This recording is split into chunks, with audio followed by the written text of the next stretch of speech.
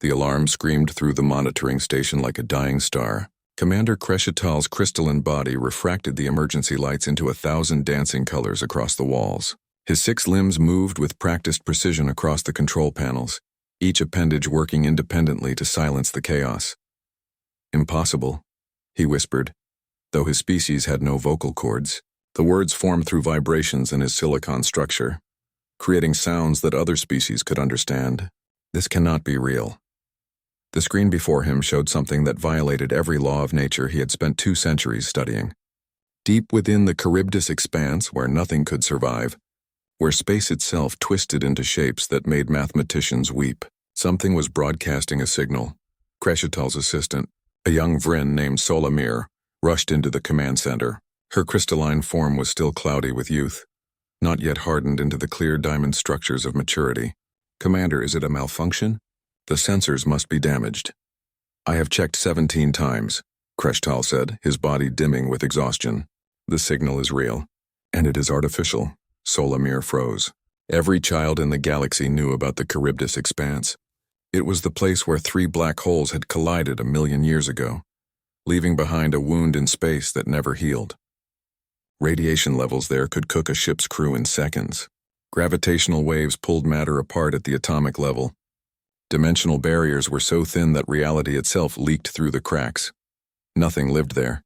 "Nothing could live there. What kind of signal?" Solamir asked. Crescital pulled up the data stream. The patterns flowed across the screen like water, mathematical and precise. "It is old, very old design, from a species we have only heard rumors about." "Which species?" "Human." The word hung in the air like a curse or a prayer.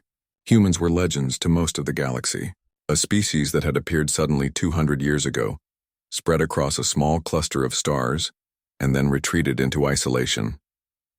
They traded rarely, spoke less, and kept their borders sealed tight. Some species thought they were cowards. Others thought they were planning something. Most just forgot about them entirely. But their technology was real. Ships that moved faster than they should. Weapons that hit harder than physics allowed. And a stubborn refusal to follow anyone else's rules. "We need to report this," Solamir said. "Already done," Crescital replied. "The Council is assembling an expedition. We leave in 3 days." Those 3 days felt like 3 years. Ships arrived from across the sector. The Vryn brought their sensor arrays, crystalline instruments that could taste the difference between reality and illusion. The Tethan brought their empaths, aquatic beings whose minds could feel the emotional echoes left behind in spaces where living things had been. The Korath brought weapons because the Korath always brought weapons. And the methane breathers brought their salvage expertise, already calculating the value of whatever wreckage they might find. Dr. Himara Sol arrived on the 2nd day. She floated in a tank of treated water mounted on a mobile platform, her translucent body rippling with colors that betrayed her emotions. Blue for curiosity, green for caution, and thin streaks of red for fear. "Commander Crescital," she said, her voice transmitted through the water by implanted speakers. "I studied human psychology for 40 years. I never thought I would see one of their vessels." "You may only see a corpse of one," Crescital warned. "Nothing survives the expanse. Then how is it broadcasting?" Crescital had no answer. That question had kept him awake for 2 days straight. His crystalline matrix processing scenarios and finding no logical explanation. Either their sensors were lying, which seemed impossible, or something was happening in the expanse that rewrote everything they knew about physics. The expedition fleet consisted of 12 ships. They would travel to the edge of the expanse, then send in a single vessel equipped with every protective technology the galaxy could offer. That ship would need to survive long enough to reach the signal source, document what it found, and return with data. No one expected the crew to survive. They arrived at the expanse's border after 5 days of travel. The view through the main screen made even the bravest warrior step back in fear. Space was wrong there. Stars bent around invisible masses, light fractured into colors that had no names. And deep within the swirling chaos, something absolutely black sat at the center, eating everything that came near. "Radiation levels are beyond our scales," reported the sensor officer, a Korath whose 4 eyes were wide with terror. "The protective fields will last maybe 30 minutes at best." "Then we have 30 minutes, Crescital said. "Prepare the scout ship." The scout vessel was called the Seeker's Hope. It was small, fast, and packed with so much shielding that its cargo bay could barely hold 3 people. Kreshtal volunteered to lead the mission. Hymara insisted on joining, claiming her psychological expertise might be needed. The third member was Kurn, a methane breather whose people had been salvaging wrecks for 10,000 years. "If there is anything to recover, I will recover it," Kurn said through his translator, his voice like grinding metal. "And if there is anything to sell, I will sell it." "This is not about profit," Hymara said, her colors flashing angry orange. "Everything is about profit," Kurn replied. "You just call it by different names. Knowledge, glory, discovery, all currency in different markets." The Seeker's Hope launched into the expanse, and immediately everything went wrong. The shields flickered and screamed as radiation hammered them from all sides. The navigation system spun in circles, unable to determine which direction was forward. The hull groaned as gravity pulled at it from 17 different angles simultaneously, and the crew felt it all, their bodies protesting against an environment that wanted them dead. "Signal is stronger now," Kreshtal said, forcing his mind to focus through the pain. 3,000 kilometers ahead. "We will not survive 3,000 kilometers, Kurn stated flatly. "Shields at 60% already. We keep going," Kreshtal ordered. They pushed forward, each kilometer costing them precious shield strength. At 2,000 kilometers, the main sensor array burned out. At 1,000 kilometers, the backup navigation failed. At 500 kilometers, even Kurn admitted they should turn back. But at 100 kilometers, they saw it. The vessel hung in space like a monument to impossibility. It was huge, easily 5 kilometers long, shaped like a stretched teardrop with a narrow end pointing forward. Its hull was dark gray, covered in symbols and markings that clearly said human, and it was completely undamaged. "How?" Hymara whispered, her entire body turning pale white with shock. "How is it intact?" Scans showed no active shields, no power signature, no defensive systems operating. The ship was dark and silent. Yet the environment that had nearly destroyed the Seeker's Hope in minutes had not left a single scratch on the human vessel's hull. "I am detecting something," Kreshtal said, pointing one crystalline limb at his console. "The ship's structure itself is wrong. The atoms are arranged in patterns I have never seen. It is like they rebuilt the basic rules of how matter works." "Can we board it?" Kurn asked, professional interest overriding his survival instinct.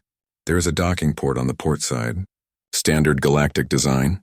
They wanted others to be able to enter." The Seeker's Hope approached carefully, matching velocity with the drifting vessel. The docking clamps engaged with a solid thunk that echoed through both ships. Kurn checked the seals 3 times before declaring them secure enough to open the airlock.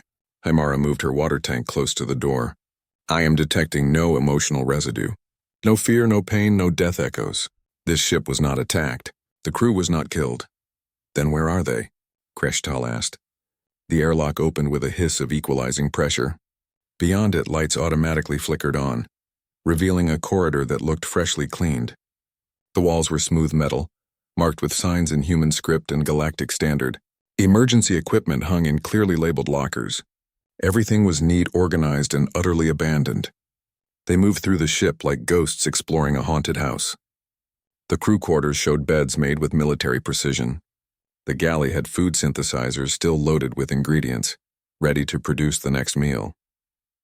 The recreation areas had books left open, games paused mid-play, and personal photographs mounted on walls. "It is like they stepped out for a moment and never came back," Hymara said, her colors shifting through confused patterns of blue and purple. In the command center, they found the captain's log. The final entry was dated 40 standard years ago. Kreshtal activated it and a human appeared on the screen. She was tall with dark skin and graying hair pulled back in a tight bun. Her uniform was crisp and her eyes held the weight of terrible knowledge. "My name is Captain Sarah Chen of the UNSC Persistence," the recording said. "If you are watching this, then our ship has been found. Good, that means someone came looking.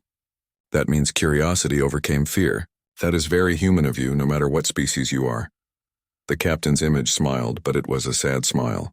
"You are probably wondering where my crew is. Where the 50,000 colonists in cryosleep are. Where all the people who should be on this ship went. The answer is simple. We are exactly where we meant to be." Captain Chen stood and walked closer to the camera. Behind her, Kreshtal could see the command center, exactly as it looked now. This ship was sent into the Charybdis expanse on purpose. We came here with open eyes and clear minds. We came here to do something impossible. And we succeeded. The details are in the main computer core. The coordinates are in the navigation system. And the choice of what to do with this information is now yours. The recording paused and Captain Chen's expression grew hard. But I need you to understand something. We did not come here to die. We came here to live, just not in any way you would recognize. Protocol Lighthouse is active. The path is marked. And if you are brave enough, follow us to the end. You will understand everything when you see what we built. The recording ended. Kreshtal, Himara, and Korn stood in silence, staring at the empty command center. Around them, the massive vessel drifted through the deadliest region of space, untouched and waiting. We need to access that computer core, Korn finally said. Agreed, Kreshtal replied. Whatever the humans were doing here, it is bigger than we imagined. Himara's colors cycled through every emotion at once. Fear, excitement, curiosity, dread.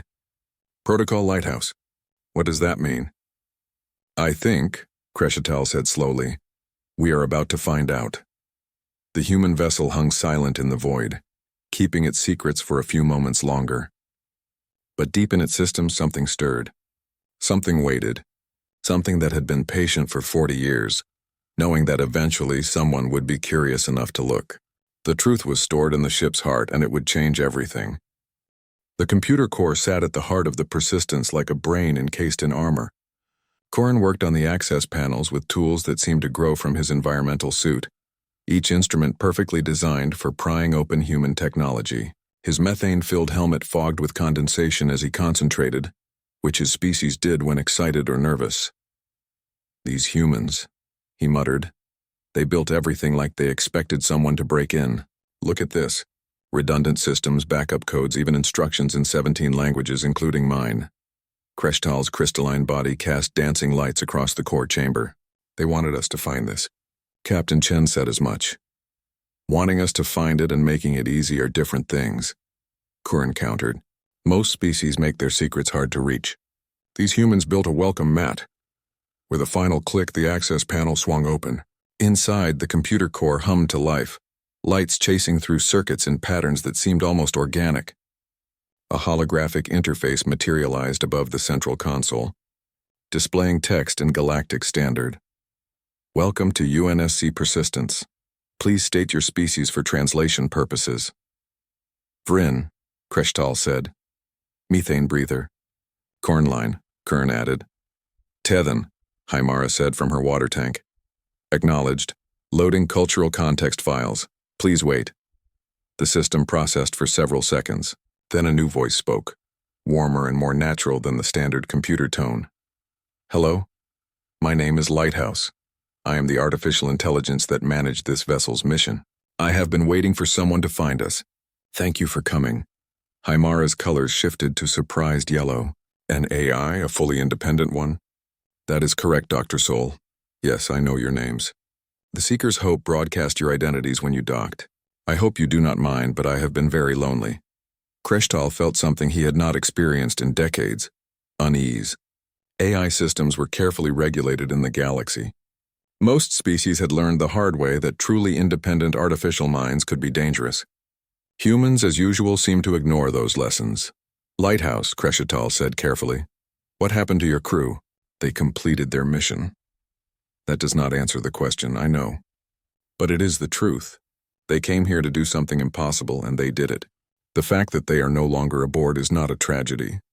It is a success. Kern's translator made a grinding noise that indicated frustration. Speak plainly, machine. Where are the 50,000 colonists? Where are the crew? The holographic display changed, showing a three-dimensional map of the Persistence. Thousands of small lights indicated where people should be. The cryobay lit up bright red, showing 50,000 pods. As they watched, the lights changed from red to green, then faded to nothing. They woke up, Lighthouse said simply, all of them. 7 days after we entered the expanse, the crew woke them according to protocol. And then? Himara asked, her entire body tense with anticipation.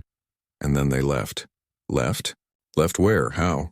This environment kills any organic life in minutes. Not anymore, Lighthouse said. Not after they changed. The holographic display shifted again, showing medical data that made no sense. Genetic codes that rewrote themselves. Cellular structures that reorganized into completely new configurations. Brain patterns that expanded beyond the physical limits of human skulls. What are we looking at? Creshtail asked, though part of him already knew and feared the answer. Adaptation, Lighthouse said. Forced evolution. The Charybdis expanse is lethal because reality itself is unstable here. Normal matter cannot survive, but matter that learns to exist partially outside normal spacetime, matter that phases between dimensions, that can survive here, that can thrive here. That is impossible, Korn stated. Biology does not work that way. Evolution takes millions of years, not days. Human biology did not work that way, Lighthouse corrected. But the colonists were not normal humans. They volunteered for this mission knowing what would happen. They were pre-treated with genetic modifications, cellular nanobots, and consciousness transfer protocols. When they woke in the expanse, the environment triggered the changes. They transformed.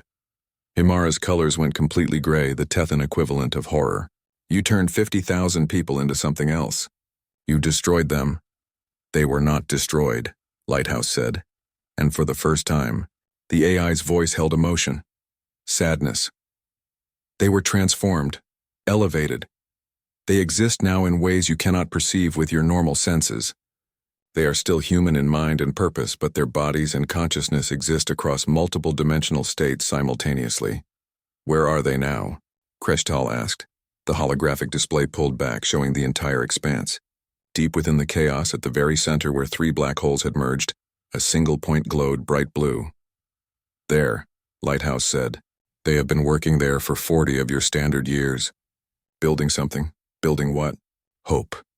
Before anyone could question that cryptic answer, alarms blared throughout the Persistence. Lighthouse's hologram flickered. We have visitors. Multiple ships approaching from the galactic rim. They received the same signal you did, and they are armed. Kreshetal rushed to the command center displays. 7 vessels appeared on the sensors, each one belonging to the Korath hegemony. The Korath were warriors, conquerors who believed strength was the only virtue. If they wanted the human ship, they would take it. They are hailing us, Lighthouse reported.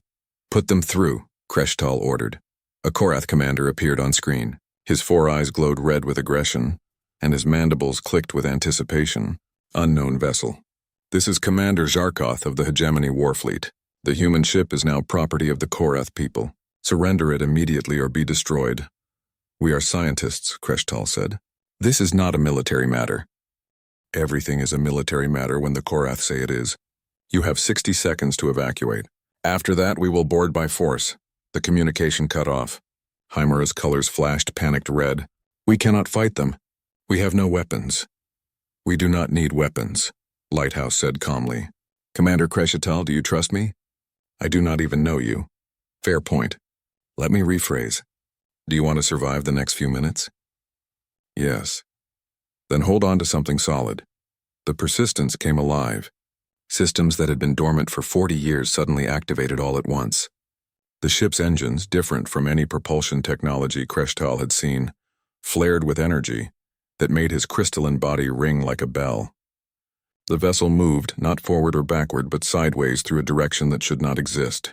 Reality twisted, space folded, and the Persistence slipped between dimensions like a knife through silk. When the universe stopped screaming, they were somewhere else. Still in the expanse, but deeper now. The background radiation was stronger here, the gravitational waves more intense. Through the windows, Kreshetal could see something that made his logic centers freeze. Another ship. Another human vessel identical to the Persistence floating dark and silent. That is the UNSC dedication, Lighthouse said. The second colony ship. Follow me. Following Lighthouse meant leaving the Persistence and taking the Seeker's Hope to the other vessel. As they approached, Kreshetal counted more ships. 6 in total, all human colony vessels, all arranged in a precise geometric pattern. They form a network, Himara realized. Each ship is a node in a larger structure. Correct, Lighthouse confirmed. Each vessel carried 50,000 colonists. Each one entered the expanse. Each one completed its transformation. 300,000 humans all working toward the same goal. They boarded the dedication and found it exactly like the Persistence, empty, pristine, and waiting. But this ship's computer core held different data: blueprints, engineering specifications, plans for something massive. Korn studied the designs with growing awe. This is a gateway, a dimensional bridge. They are building a tunnel through space-time itself. To where? Kreshtal asked. The answer appeared on the screens. Not coordinates in their universe, but coordinates leading somewhere else entirely. Another reality. Another universe. That is impossible, Kreshtal said. The energy required would be more than 1,000 stars. No species has that kind of power. Not power, Lighthouse corrected. Dedication. The colonists themselves are the power source. They exist across dimensions now. They can manipulate the barriers between realities. For 40 years, they have been slowly, carefully building this gateway. They are almost finished. Why? Himara asked. Why would humans do this? Why transform themselves? Why build a bridge to another universe? Lighthouse was silent for a long moment. Then the AI displayed a single piece of data, a scientific paper, published by human researchers 60 years ago. The title made Kreshtal's crystalline structure crack with shock. The heat-death acceleration. Evidence of universal entropy increase. Your universe is dying, Lighthouse said quietly. Not tomorrow or next year, but in a cosmological sense it is dying fast. The fabric of space-time is wearing thin. In 50,000 years, maybe less, the universe will be too cold, too dispersed, too empty to support any kind of life. All the species, all the civilizations, all the beauty and knowledge and art will end in cold darkness. That is millions of generations away, Korn said. Why should we care? Because humans care, Lighthouse replied. It is what they do. They look at problems no one else will face in their lifetime and decide to solve them anyway. They found evidence that the universe was dying, and instead of despairing, they decided to build an escape route. The holographic display showed the gateway plans in full detail. A bridge wide enough for entire fleets to pass through. A door to a young universe, one still hot with creation, full of energy and possibility. The colonists sacrificed their humanity to become the architects of this salvation, Lighthouse continued. They can never go back to what they were, but they can save everyone else. Every species, every civilization that wants to survive the heat death can use this gateway. It is their gift to the galaxy. Kreshtal felt his mind struggling to process the scale of what he was hearing. You are telling me that humans have spent 40 years building a bridge to another universe to save species that do not even know they need saving? Yes, why should we believe this? Korn demanded. How do we know this is not some human trick? Some weapon disguised as a gift? You will see for yourselves, Lighthouse said. The gateway is 98% complete. The colonists have been waiting for someone to find them. They want witnesses. They want the galaxy to understand what they have done and why. Commander Kreshtal, will you follow the path to the end? Will you see what humanity has built? Kreshtal looked at Himara, whose colors cycled through every emotion at once. He looked at Korn, whose environmental suit steamed with the heat of his rapid thinking. If we do this, Kreshtal said slowly, if we go deeper into the expanse, we will likely die. Yes, Lighthouse agreed. And if we turn back now, we will never know the truth. Also yes. Kreshtal made his decision. Then we go forward. Show us what the humans have built. The ships moved deeper into the expanse, following the network of empty colony vessels, each one a breadcrumb leading toward the center. Each one a memorial to the people who had given up everything to save everyone. And at the journey's end, something impossible was waiting. The deeper they traveled, the more reality began to fail. Captain Xelnoth watched his instruments with all four of his compound eyes, trying to make sense of readings that contradicted themselves from one second to the next. His insectoid body was perfectly evolved for calculating trajectories and predicting outcomes. But here, in the heart of the expanse, mathematics itself seemed to give up. Time is not flowing correctly, he reported to the rest of the expedition. His mandibles clicked nervously, a habit his species showed under stress. My chronometer says we have been traveling for 3 hours. The Persistence's computer says it has been 7 minutes. The Seeker's Hope reports 26 hours. All correct, Lighthouse said through their communication systems. Time is relative here. Each ship experiences its own temporal rate depending on position and velocity. Do not worry. I am synchronizing everything. Do not worry, he says, Xelnoth muttered. My species has spent 10,000 years perfecting the science of warfare. We have conquered 17 star systems through precise calculation, And here I am, following a human AI into a place where numbers lie. Hymara's colors shifted to calming blue, visible through her water tank's transparent walls. Commander Zelnoth, fear is a natural response to the unknown. But consider this. The humans came here knowing what would happen. They prepared for it. If they could survive, so can we. The humans transformed into something else, Zelnoth countered. They are not like us anymore. For all we know, they are dead and their ghosts are piloting these ships. I can assure you they are not ghosts, Lighthouse said.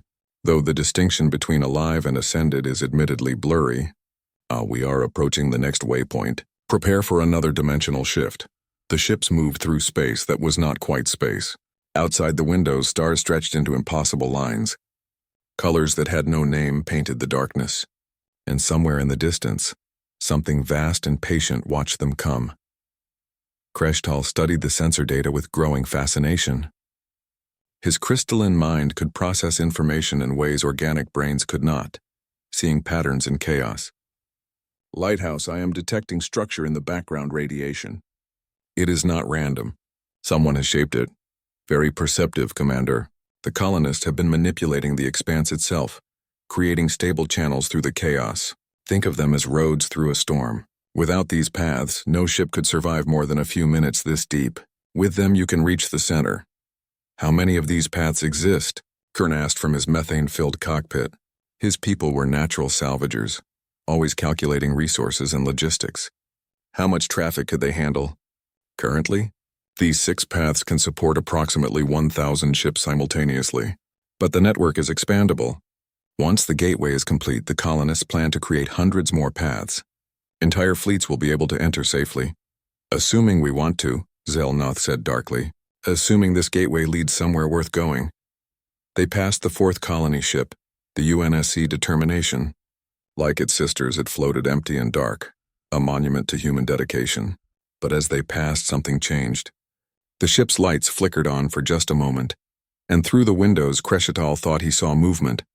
Shadows that did not quite match the dimensions of normal space. Figures that existed in more directions than the usual 3. Did you see that? He asked. I saw something, Hymara confirmed. Lighthouse, was that the colonists? Yes, they sometimes check on the ships, making sure everything is maintained properly. They cannot communicate in ways you would understand, but they are aware of you. They are happy you came. Zelnoth's mandibles clicked faster. I am a military commander. I have seen many things. But the idea of humans existing partially outside reality, watching us from dimensions we cannot perceive, is deeply disturbing. If it helps, Lighthouse offered. They find your continued existence in only 3 dimensions equally strange.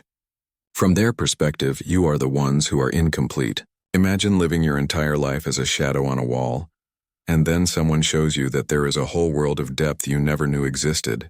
That is what happened to them. A philosophical AI, Kern grumbled. Just what we needed. The 5th ship approached, the UNSC Resilience. This one was different. Its hull glowed faintly, pulsing with energy that looked almost biological. Lighthouse directed them to dock, and when they entered the vessel, they found it had been transformed. The walls were covered in structures that looked half technology and half living crystal. Circuits grew like vines. Computer cores beat like hearts. This ship is the communications hub, Lighthouse explained. The colonists modified it to bridge the gap between their reality and yours.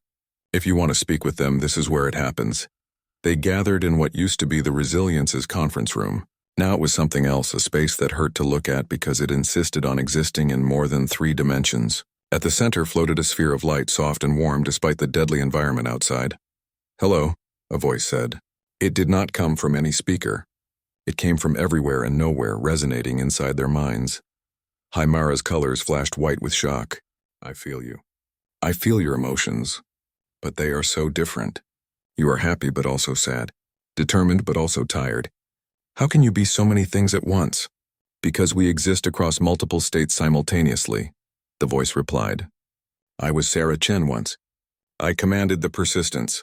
Now I am Sarah and also not Sarah. I am individual and also part of a collective.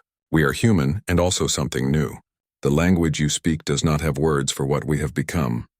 Kreshtal forced himself to approach the sphere of light. Up close, he could almost see shapes within it, faces that shifted and changed. Bodies that existed in dimensions his eyes could not quite process. Captain Chen, why did you do this? Why sacrifice your humanity? Because someone had to, Sarah's voice said simply. Your scientists discovered it too, did they not? The universal entropy acceleration, the evidence that everything is dying faster than it should? We found references, Crescital admitted. Old human research papers. But our own scientists dismissed them.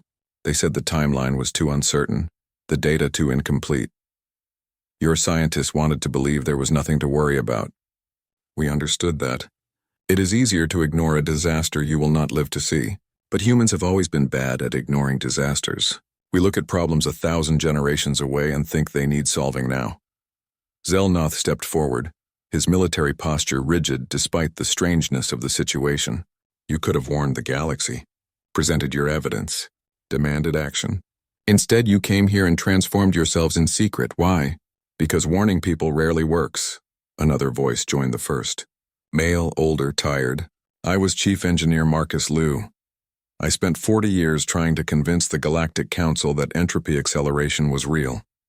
They laughed at me, called it human hysteria, said we were looking for problems because we were too young as a species to know better. So we stopped asking permission, Sarah's voice continued. We did what humans always do when the adults in the room refuse to act. We went ahead and fixed the problem ourselves. By building a bridge to another universe? Kreshtal asked. That seems extreme. Does it? Sarah sounded amused. What is the alternative? Wait 50,000 years and hope someone develops a solution before the universe becomes uninhabitable? We are human. We do not wait for disasters. We prevent them. Or at least we try to provide alternatives. Hymara moved her tank closer to the sphere of light. Her empathic senses were being overwhelmed, but she pushed through the discomfort. I feel guilt from you. Enormous guilt. Why? You are trying to save everyone. The sphere pulsed, and for a moment the shapes inside became clearer. 50,000 people. All connected. All existing in a state that biology never intended. Because we are not giving people a choice, Sarah admitted. We are forcing them to confront mortality on a universal scale. We are taking away the comfort of ignorance. Some species will not forgive us for that. And some will thank you, Kreshtal said quietly. Perhaps. We will see. For now, we need you to understand what we have built. The gateway is almost complete. Come see it, bear witness, and then decide what the galaxy should do with this knowledge. The sphere of light faded, and the room returned to something approximating normal. But none of them felt normal anymore. They had spoken with beings who existed beyond the limits of ordinary life, and the experience left them changed. They continued deeper, past the sixth ship, the UNSC Endurance. The space around them grew more chaotic, more violent. Even with the stabilized paths, the Seeker's hope groaned under the stress. Shields flickered. Systems failed and repaired themselves, and still they pressed forward, driven by curiosity and duty. There, Lighthouse said. Do you see it? At first, Kreshtal saw nothing but chaos. Then his eyes adjusted, his mind compensating for the dimensional distortion, and he saw it. The gateway hung in the center of the expanse like a vast circular door. It was enormous, easily large enough for a dozen capital ships to pass through side by side. Its frame was constructed from materials that should not exist, forged from the fabric of space-time itself.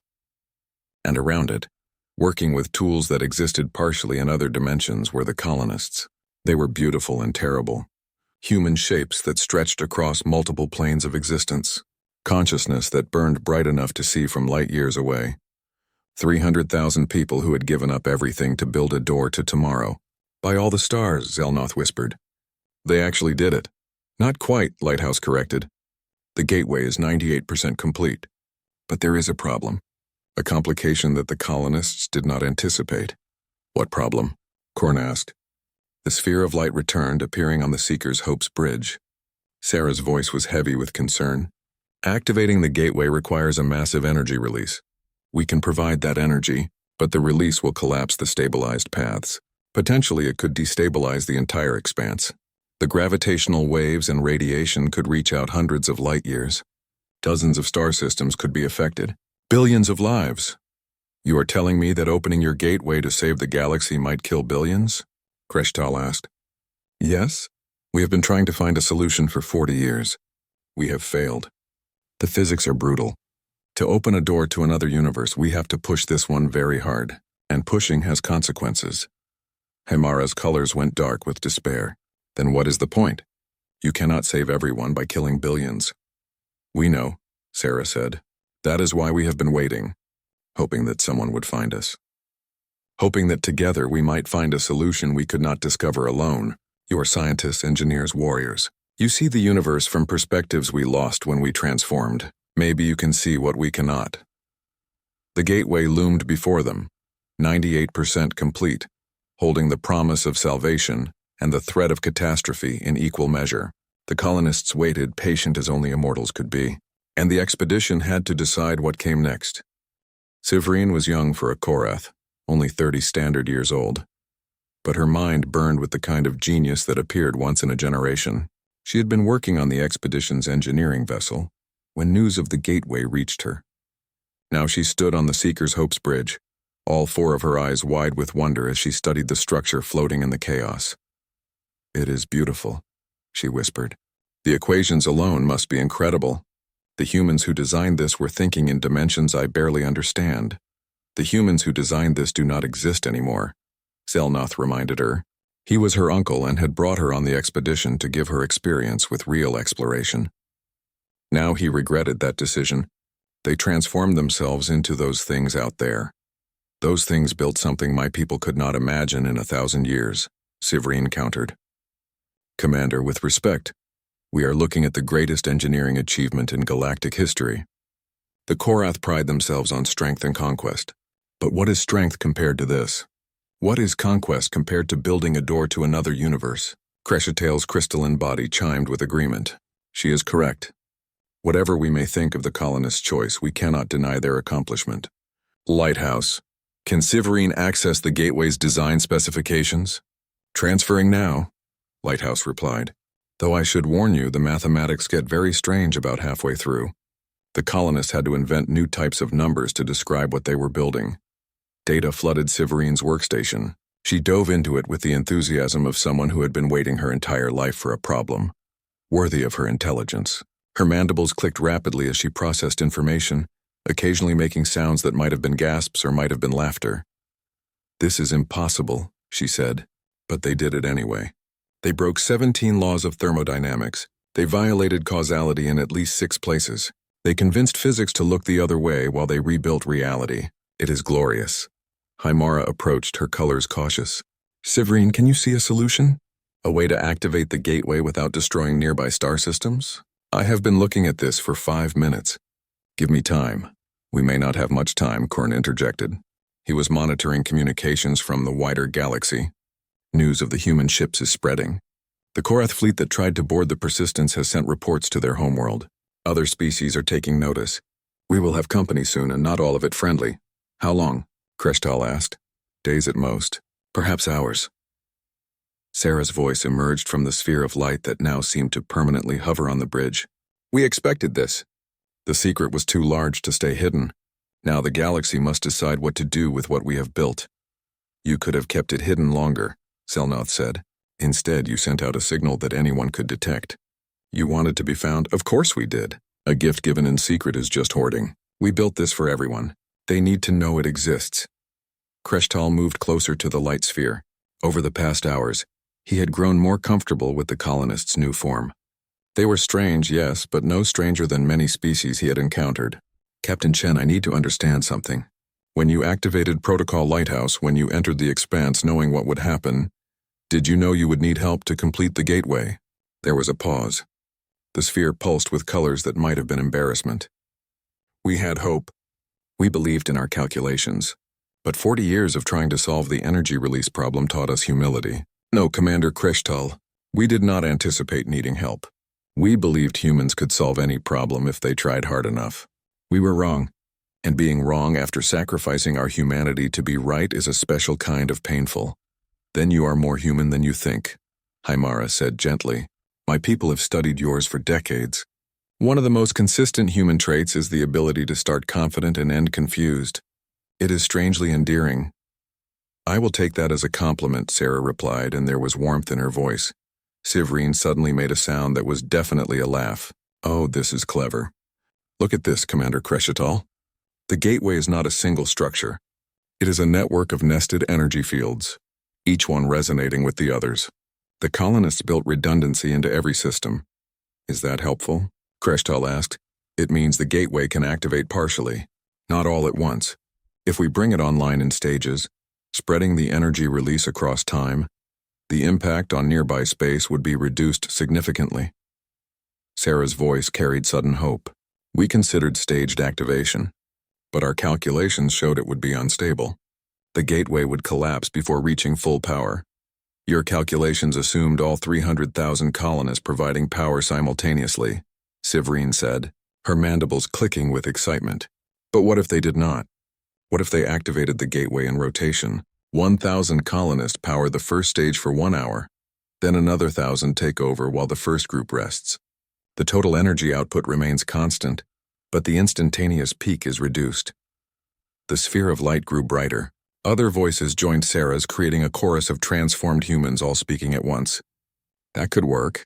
The math is complicated but possible. We would need precise coordination. But yes, that could work. There is still a problem, another voice said. This one was new, younger than Sarah's. I am David Park. I was a navigation specialist on the Determination. Staged activation solves the energy problem, but not the targeting problem. Explain, Zelnoth commanded. The gateway is a door, but a door needs to lead somewhere specific. We have been trying to target a young universe, one with the right physical constants to support life. But reaching across to another reality requires incredible precision.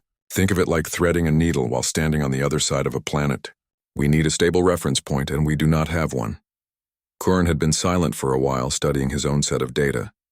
Now he spoke up. What if you did have a reference point? What if you sent something through first? A probe, small and expendable. It could transmit data back through the forming gateway, giving you the targeting information you need. We tried that, David's voice said.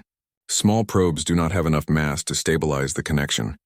They pass through and we lose contact immediately. Then do not send a small probe, Korn said. Send a ship. Send one of the colony vessels. They are empty already. Turn them into navigation beacons. Silence fell across the bridge. Then Sarah spoke, her voice filled with something that might have been awe. That is brilliant. And completely insane, and might actually work. If we sent the Persistence through first, its mass would create a stable bridge. It could transmit targeting data in real time. We could use that information to fully open the gateway. You would lose the ship, Kreshtal pointed out. We would lose an empty ship, Sarah corrected. A small price to pay for saving the galaxy. Not so small, Lighthouse interjected. I am that ship's AI, I would be going with it. And I rather like existing. You would not be destroyed, Sivreen said, studying the plans. You would just be on the other side. You could report what you find. You would be the first consciousness to see another universe. That is an honor. It is also terrifying, Lighthouse replied. But I suppose terror and honor often come together. Very well, I will go. On one condition. What condition? Kreshtal asked. That you name me. I have been called Lighthouse because it is what I was created to be, but if I am going to be an explorer in a new universe, I would like an actual name. Himara's colors shifted to warm gold. What about Beacon? It has a similar meaning but feels more personal.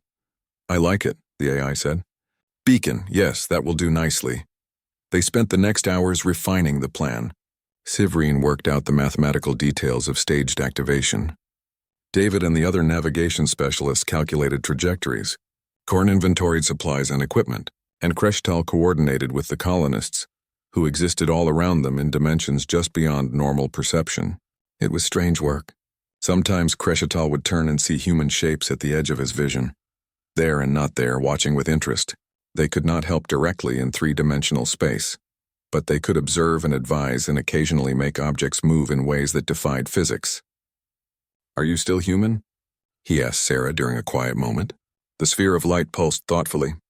Define human. If you mean biology, then no. If you mean psychology, culture, values, then yes. We remember being human. We remember loving and laughing and fearing. We remember what it meant to be small and fragile in a vast universe. That memory drives us now. We want to protect that fragility because we understand it. But you gave it up. We traded it for something else. The ability to work in places where life cannot survive. The power to reshape reality itself. Immortality, after a fashion. It seemed like a fair trade to save everyone we loved. Do you regret it? Every single day. And also never. It is complicated, Commander. Being transformed has taught me that most important things are complicated. Movement on the sensors drew their attention. Ships were arriving at the expanse's edge. Dozens of them from multiple species. The word had spread faster than expected. The galaxy is here, Zelnoth observed. What do we tell them? The truth, Kreshtal decided. We tell them what the humans built and why. We tell them the cost and the risk. And then we let them decide whether to help or hinder. Sarah's laugh echoed through the bridge. You are very optimistic about how species react to impossible news. Perhaps I learned it from humans, Kreshtal replied. The ships formed a loose perimeter around the expanse. The Korath came in force as expected, but so did the Vryn scientific vessels, the Tethan medical ships and species Kreshtal had never even met before. The signal had reached far and wide. Communications channels lit up with demands, questions, and threats. But underlying it all was curiosity. The same curiosity that had driven the expedition this far. The same curiosity that made people explore dangerous places and ask uncomfortable questions. This is Commander Kreshtal of the Joint Scientific Expedition, he broadcast to all the ships. We are at the center of the Charybdis expanse. We have made contact with the human colonists who entered here 40 years ago, and we have discovered something that will change everything. He paused, gathering his thoughts. Then he told them. He told them about the entropy acceleration, about the dying universe, about 300,000 humans who transformed themselves into something beyond life, to build a bridge to salvation, about the gateway hanging incomplete in the chaos, and about the choice that now faced everyone. The humans cannot complete this alone, Kreshtal said. They need help, our help. All of our help. So I ask you now, representatives of 100 worlds and 1,000 species, will you help build the door to tomorrow, or will you turn away and pretend the darkness is not coming? The communication channels exploded with responses, some aggressive, some fearful, some hopeful, but they all had one thing in common. They were all listening. The galaxy had heard humanity's message, and it would never be the same again. The gathering at the expanse's edge grew larger every hour. Ships arrived from across the galaxy, each one carrying representatives who wanted to see the impossible for themselves. Some came with weapons ready, suspecting a human trick. Others came with scientific instruments eager to study the phenomenon. And a few came simply because they had heard a story too, strange to ignore. Kreshtal watched the fleet assemble from the bridge of the Seeker's Hope. His crystalline body had been calculating probabilities for the last 30 hours, running scenarios through his logic matrices. The numbers were not encouraging. We have representatives from 47 different species, he reported. Tensions are high. The Korath want to claim the gateway as military technology. The Vryn want to study it indefinitely before any activation. The Tethan are concerned about the ethical implications of using a structure built from transformed consciousness. And the humans are exhausted from existing between dimensions for 40 years, Sarah's voice added. The sphere of light had become a permanent fixture on the bridge now, a visible representation of the transformed colonists. We can maintain ourselves indefinitely, but completing the gateway requires effort beyond anything we have sustained before. We need a decision soon. Hymara's colors shifted through worried patterns. The problem is that no one trusts anyone else. The Korath think the Vryn will delay for centuries in the name of science. The Vryn think the Korath will weaponize the technology. The Tethan think both sides are missing the moral questions, and everyone is suspicious of humans for building this in secret. To be fair, Beacon's voice said from the Persistence's communication system, we did build a universe-bridging gateway in the most dangerous region of space without telling anyone. That does seem suspicious in retrospect. It was necessary, Sarah insisted. If we had announced our plans, the galaxy would have stopped us, called us insane, demanded regulation and oversight and committees that would still be debating in 1,000 years. Perhaps you were right, Kreshtal said slowly. Perhaps the galaxy needed to see the completed work before it could believe. But now they see it and they are afraid. Fear makes people act irrationally. As if to prove his point, proximity alarms blared. A Korath battleship broke formation and accelerated toward the expanse's interior. It was one of their heavy assault vessels bristling with weapons. This is War Commander Thrazikol, a voice announced on all frequencies. The Korath hegemony claims the human gateway by right of superior force. All other vessels will withdraw or face destruction. Zelnoth's mandibles clicked with anger. That fool. He will destroy everything. Not if we destroy him first, another voice replied. A Vryn warship powered up its weapons. The Korath have claimed their last piece of technology. Both of you will stand down. Hymara broadcast, her diplomatic training taking over despite her fear. This is not the time for conflict, but it was too late. The Korath vessel fired a warning shot at the Vryn ship. The Vryn returned fire.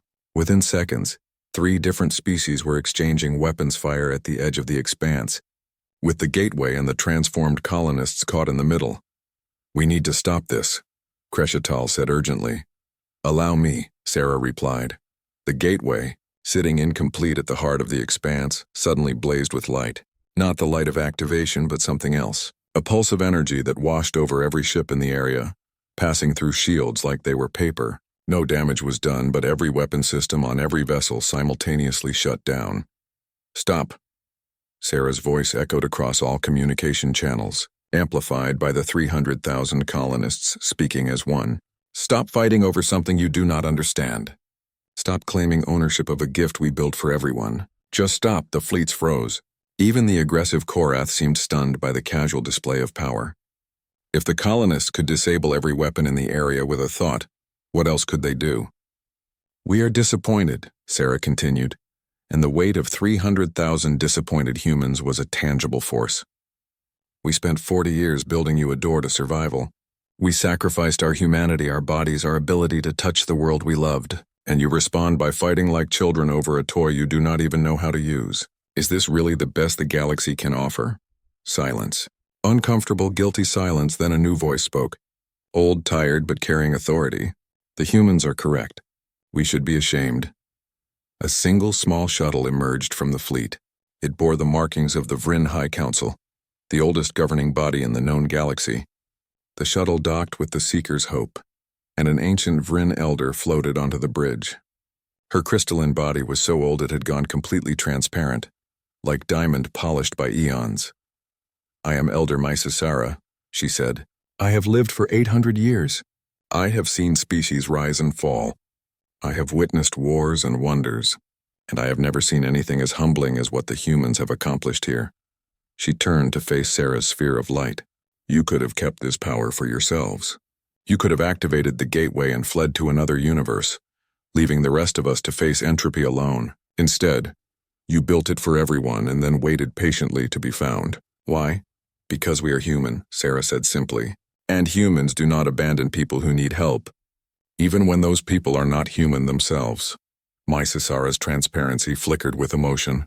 I am old enough to remember when your species first reached space. We thought you were aggressive, territorial, dangerous. We were prepared to quarantine your entire region if you proved too violent. But you surprised us. You reached out with friendship instead of weapons. You shared knowledge instead of hoarding it. And now you offer salvation to species that still do not trust you. Why do you do this? Because someone has to, Sarah replied. Because the alternative is everyone dying alone in the dark. Because if we who have nothing left to lose will not take risks for others, then who will? Mrs. Sarah was silent for a long moment. Then she made a decision that would change everything. I am the eldest member of the Galactic Council. I speak with the authority of 800 years of wisdom, and the weight of 5 civilizations that trusted me to lead them. And I say this, we will help the humans complete their gateway, not because we fully understand it, not because we are not afraid, but because they have earned our trust through sacrifice. The Korath hegemony disagrees, War Commander Thrascol interrupted. This is human trickery, a weapon disguised as a gift. Then test it, Mrs. Ara said calmly. Young Siverine has calculated how to activate the gateway in stages. Let us activate the first stage. Let us see if the humans are truthful about their intentions. If it is a weapon, we will know. If it is salvation, we will also know. Kreshtal saw the genius in the suggestion. A partial activation would prove the gateway's purpose without full commitment. The risk is minimal. The risk is never minimal when dealing with dimensional barriers, Zelnoth warned. But even he had to admit the logic was sound. The vote was called. Representatives from every species present cast their decision through a quantum-entangled network that prevented tampering. The results appeared within minutes. 63% voted to proceed with partial activation. 22% voted against. 15% abstained. It was not unanimous, but it was enough. Then we begin, Sarah said. Severine, you have done the calculations. Will you do us the honor of overseeing the activation? The young Korath engineer's mandibles trembled with emotion. She had never expected to be given such responsibility. Yes, I will. The preparation took 12 hours. Ships moved into position, creating a safe perimeter. The colonists arranged themselves across multiple dimensional planes, ready to channel energy in the precise patterns Severine had calculated. And the Persistents moved into position at the gateway's center, ready to be the first vessel to cross over. I am ready, Beacon announced. Though I would like to say that if I die horribly in another universe, I will be very annoyed.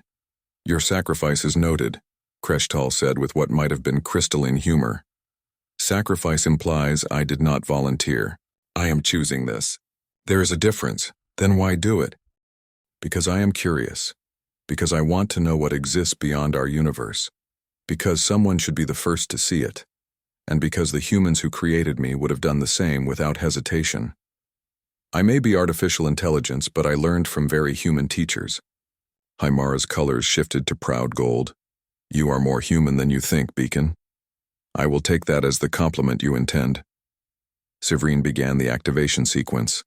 The gateway responded, energy flowing through channels that existed in more than 3 dimensions. The colonists focused their collective consciousness, carefully controlling the power output to prevent the catastrophic release they had feared for 40 years. The gateway began to open. It started as a shimmer in space, like heat waves on a hot day. Then the shimmer deepened, becoming a window that looked into somewhere else. The view through the gateway was incomprehensible at first. Geometry that made no sense, colors that had no place in reality. But slowly, it resolved into something recognizable. Stars, different stars, arranged in unfamiliar patterns. A young universe, hot with the energy of recent creation. Space that was not yet tired and worn. Reality that had not yet learned to die. It is real, someone whispered over the communication channels. It is actually real. The Persistents moved forward, guided by Beacon's precise calculations. The ship approached the gateway slowly, carefully, like someone testing ice on a frozen lake. The transformed colonists surrounded it, invisible guardians making sure nothing went wrong. I am at the threshold, Beacon reported. Energy readings are stable. Dimensional barriers are holding. I am beginning transition. The Persistents touched the gateway's surface and began to pass through. For a moment, the ship existed in both universes simultaneously, a bridge between realities. Data streamed back, terabytes of information about the universe beyond. It is beautiful, Beacon said, wonder in his artificial voice. The physical constants are almost identical to ours, but the quantum foam is more active. There is so much energy here, so much potential. This universe could support life for trillions of years. Can you establish a stable link? Severine asked urgently. Establishing now. Yes, I have stable targeting. The gateway can use my position as a reference point. You can open it fully. But before anyone could respond, something went wrong. Alarms blared across every ship. The gateway fluctuated wildly, energy levels spiking beyond predicted values. The Persistence was caught half in and half out of reality, unable to complete the transition. What is happening? Kreshtal demanded. Unknown, Severine said, frantically checking her calculations. The energy requirements just increased by a factor of 10. Something about the cross-universal connection is destabilizing the gateway. If we do not shut down now, the collapse will destroy everything within 1,000 light years. Shut it down, Zelnoth ordered. Wait. Sarah's voice cut through the panic. We see the problem. The gateway is trying to equalize pressure between universes, like water flowing between containers. We did not account for that, but we can fix it. How? Mysasara asked. By giving up more. By transforming further. We can become the pressure release. Stabilize the connection with our own existence, But if we do this, we can never return to anything resembling humanity. We will become permanent guardians of the gateway, living anchors between universes. That is not acceptable, Hymara protested. You have already sacrificed too much. It is our choice, Sarah said firmly. And we make it freely. Better to exist as guardians of salvation than to let everyone die because we were not willing to go far enough. Before anyone could argue, the colonists acted. 300,000 transformed humans changed once more, becoming something new. They spread themselves across the gateway like a living net, channeling and controlling the wild energies. The dangerous fluctuations stabilized. The Persistence completed its transition into the new universe. And the gateway held. It is done. Sarah's voice was different now, more distant, less individual. We are the gateway now. We will maintain it for as long as life needs a door to tomorrow. This is our gift. This is our purpose. This is why we came to the place where no life persists. Silence fell across the fleet. Then, one by one, ships began transmitting messages. Thanks. Apologies. Promises to honor the sacrifice. Some were sincere, some were political, but all of them acknowledged what the humans had done. Crescital stood on the bridge, looking at the gateway that now blazed with stable light. 50,000 years from now, when the universe grew cold, life would have an escape route, and it would exist because humans had been willing to become less than human to save more than themselves. We should call it something, he said quietly. This gateway needs a name. Hope, Hymara suggested. The Gateway of Hope. Too simple, Korn disagreed. It should be the human gateway, so no one forgets who built it. The Door of Stars, Sivrine offered. But Mysasara shook her crystalline head. No, it should be called the Lighthouse, because that is what it is. A beacon in the darkness, guiding lost ships to safety. Built and maintained by those who chose to sacrifice everything to shine that light. Agreement rippled through the fleet. The Gateway Lighthouse. The name felt right. In the years that followed, the galaxy changed. Species that had never cooperated began working together, planning for a future beyond the heat death of the universe. Research stations were built around the lighthouse, studying the cross-universal connection. The transformed colonists became teachers, sharing knowledge from their unique perspective across dimensions. And at the center of it all, 300,000 humans who were no longer human maintained their vigil. They could not speak easily anymore, could not laugh or cry or feel the warmth of sunlight. But they could watch life flourish, knowing they had given it a future. Captain Sarah Chen, or what she had become, sometimes wondered if they had made the right choice. The answer always came back the same. Yes, 1,000 times yes, because humans did not measure success by what they gained, but by what they gave, and they had given everything to save everyone. The Persistence sent its final message from the other universe before moving deeper into unexplored space. Beacon's voice was clear and happy. It is beautiful here. Come see it someday. All of you. Together. Crescital saved that message in his memory matrices, preserving it perfectly. When the time came, 50,000 years from now, or perhaps sooner, life would walk through the lighthouse into a new universe, and they would go together because humans had taught the galaxy an important lesson. No species should face extinction alone, and impossible problems need impossible solutions. But most importantly, they had learned that the measure of civilization was not how high you climbed, but how many you brought with you. The lighthouse burned bright in the darkness, and the galaxy had hope again.